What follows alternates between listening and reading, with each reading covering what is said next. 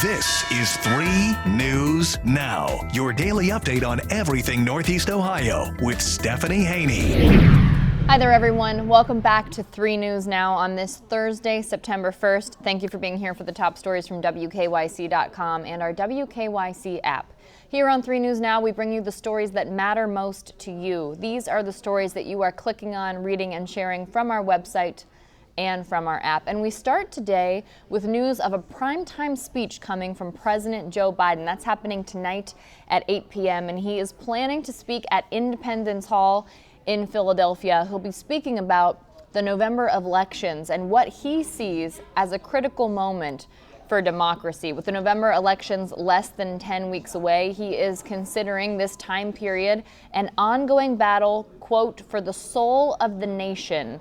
This is a bit of a reprise. This was very similar to his 2020 campaign theme, and he's now using it to talk about the stakes as he sees them when it comes to who is the president 2 years from now. So White House officials say that he intends to bring up the 2017 white supremacist protest in Charlottesville, Virginia. He says that is what brought him out of political retirement to challenge former President Donald Trump. And he is arguing now that the country faces a similar crossroads in the coming months. So a White House press secretary, Karine Jean-Pierre, said on Wednesday, quote, "The president thinks that there is an extremist threat to our democracy. It's not stopping, it's continuing." So we'll hear from the president tonight. That'll be at 8 p.m. You can watch that on TV on 3. You can also watch it on WKYC Plus.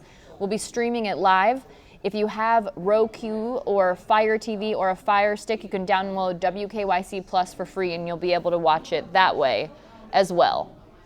Now we have an update about a man who police have been looking for in New Jersey. He was actually found here today in Shaker Heights. He had been wanted for the alleged aggravated felony robbery with a weapon in Bayonne, New Jersey. I apologize if I'm pronouncing that name of that city in New Jersey incorrectly. But he was found and arrested today in Northeast Ohio. His name is Gustavo Montero. He's 27 years old, and he was taken into custody at a gas station on Larchmere Boulevard in Shaker Heights this morning.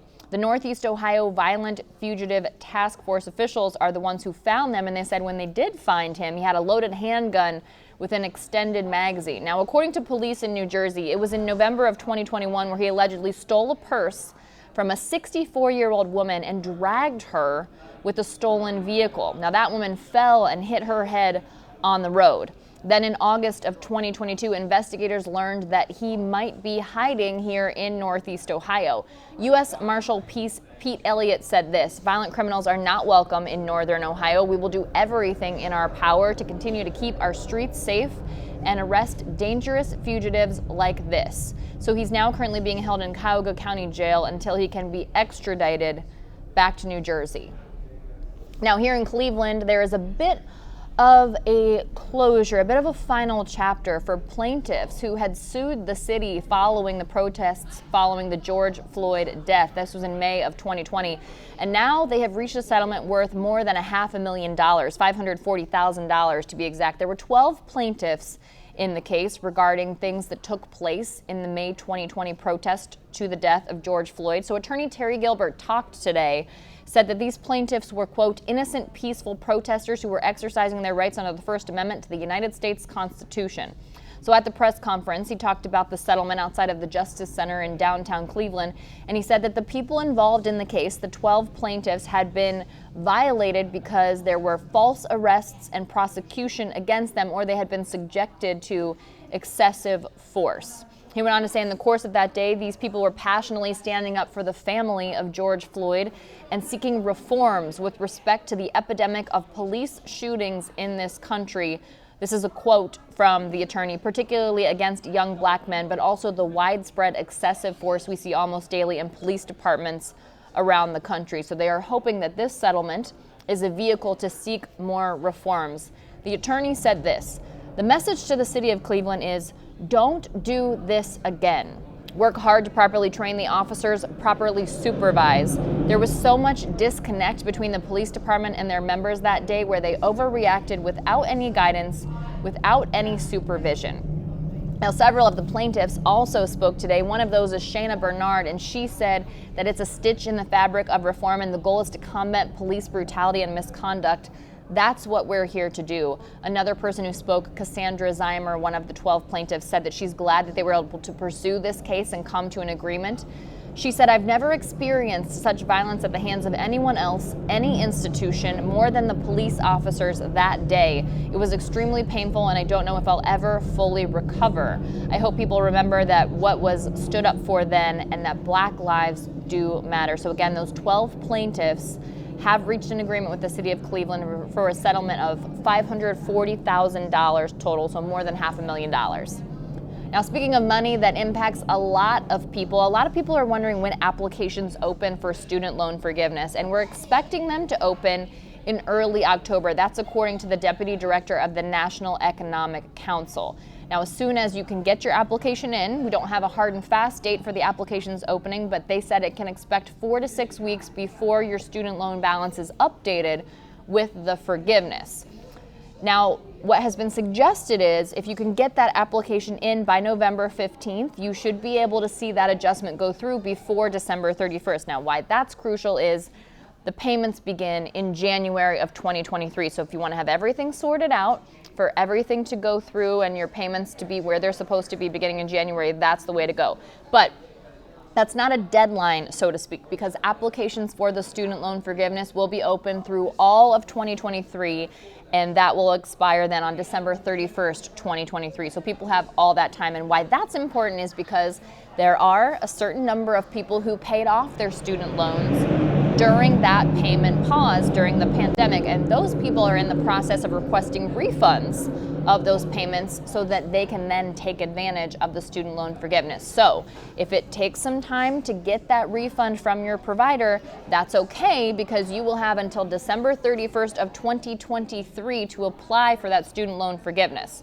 So keep that in mind there. And by the way, there are also a certain number of people who won't have to apply because their income information is already on file with the federal student loan providers, and so those people will automatically see their loans adjusted. Now, if you're a little bit nervous and want to make sure you don't miss that application or you get to it as soon as possible, you can log into studentaid.gov and you can sign up to be notified when those applications open, so you can get that information as soon as it becomes available.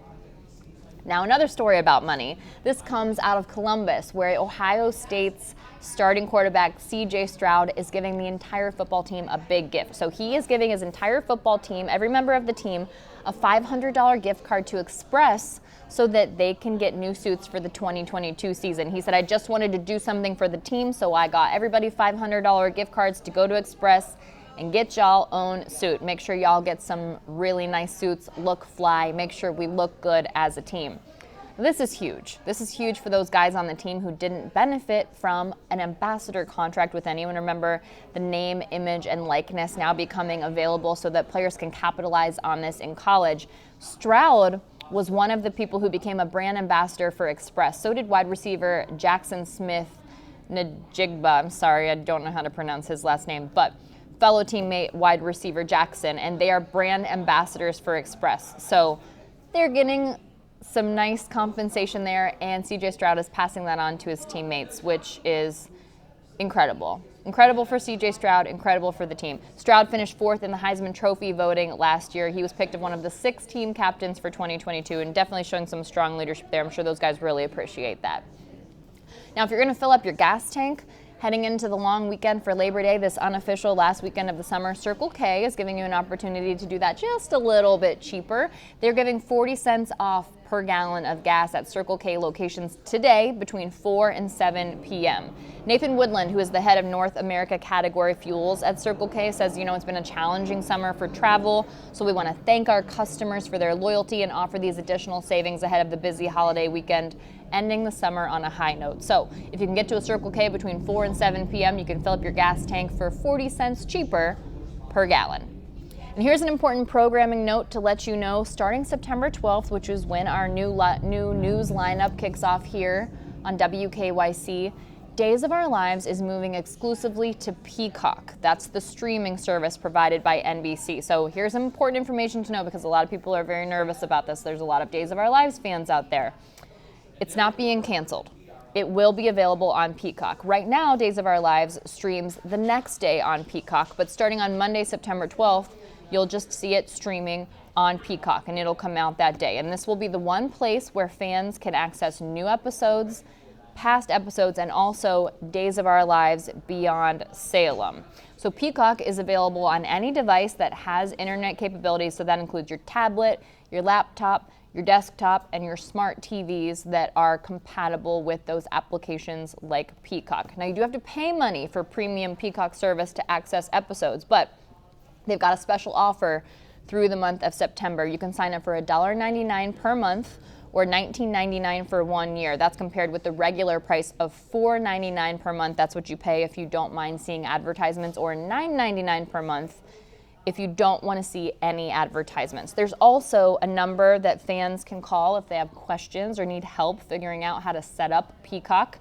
That number is 855-597-1827. Now, NBC says that this is more reflective of how most people are currently watching Days of Our Lives, so it will certainly be an adjustment to people who aren't used to something like Peacock for streaming, but NBC is willing to walk you through it so that you don't miss any of your Days of Our Lives. And little news, I posted this yesterday on social media and talked about it yesterday as well.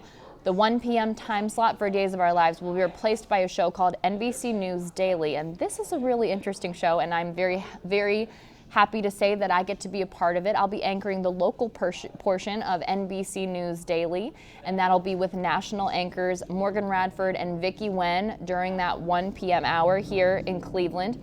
And it'll have national news. I'll bring you the local news, and our very own chief meteorologist Betsy Kling will bring the weather during that 1 to 2 p.m. time slot. So very excited about that.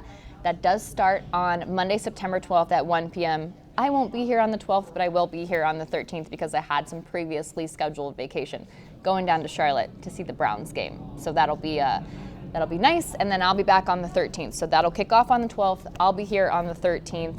Very excited for it. If you have any questions about it, feel free to shoot me a message. And on that note, because we are making these changes and we're going to be tweaking the format of this show, 3 News Now, as we also start that new show at 1 p.m. Today will be the last day this week that we'll have 3 News Now, and it's the last day you'll see it in this format. So we're going to change it just a little bit, but it's still going to come to you on Instagram, on YouTube, and on every podcast platform. So that will kick back up again on September 13th. So on that note, everyone have a wonderful weekend. Have a great week next week. And I will see you back here with more 3 News Now on Tuesday, September 13th. And I hope that you all will join us as well at 1 p.m. for the new show, NBC News Daily, which I am very excited to be a part of. See you back here in a little over a week.